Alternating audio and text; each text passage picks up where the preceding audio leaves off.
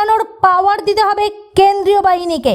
ভোটের দিন যারা ভোট লুট করবে তাদেরকে পেটানোর পাওয়ার দিতে হবে কেন্দ্রীয় বাহিনী নিয়ে এমনটাই মন্তব্য করলেন ব্যারাকপুরের প্রাক্তন সাংসদ অর্জুন সিং। সেন্ট্রাল ফোর্সকে পাওয়ার দিতে হবে ডান্ডা চালানোর জন্য।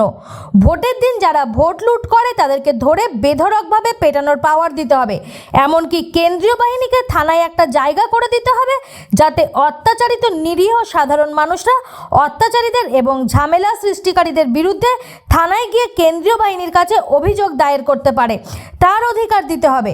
ভোটের দিন বুথে ভোটারদের ভোটার আই কার্ড চেক করার অধিকার দিতে হবে। ভোটের দিন বুথের ভেতর কোনো পুলিং এজেন্টদের ঢুকতে দেওয়া যাবে না। যদি একটাও ফলস ভোট পড়ে তাহলে প্রিসাইডিং অফিসার হোক বা কেন্দ্রীয় বাহিনী তাদের চাকরি চলে যাওয়ার ফরমান জারি করতে হবে।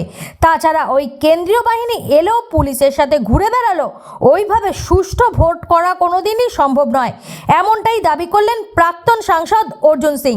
ইতিমধ্যে ব্যারাকপুর শিল্পাঞ্চলের 9 কোম্পানি কেন্দ্রীয় বাহিনী এসেছে, জায়গায় জায়গায় তারা রুট মার্চ করছে।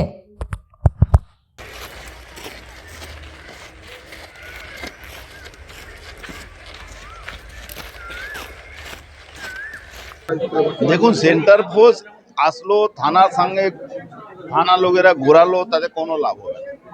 তাদেরকে পাওয়ার দিতে হবে, তাদেরকে ডান্ডা চালাবার পাওয়ার দিতে হবে, তাদেরকে ভোট লুটেরাদেরকে পেটানো পাওয়ার দিতে হবে, তাদেরকে থানার মধ্যে একটা ওরা আলাদা জিডি করার অধিকার দিতে হবে। ভোটের দিন বুথের ভোটার আই কার্ড চেক করার অধিকার দিতে হবে। গেটের মধ্যে ভিতরে কোনো ইলেকশন এজেন্ট যারা পুলিং এজেন্ট থাকে পলিটিক্যাল পার্টি তাদেরকে ঢুকতে দেওয়া যাবে না।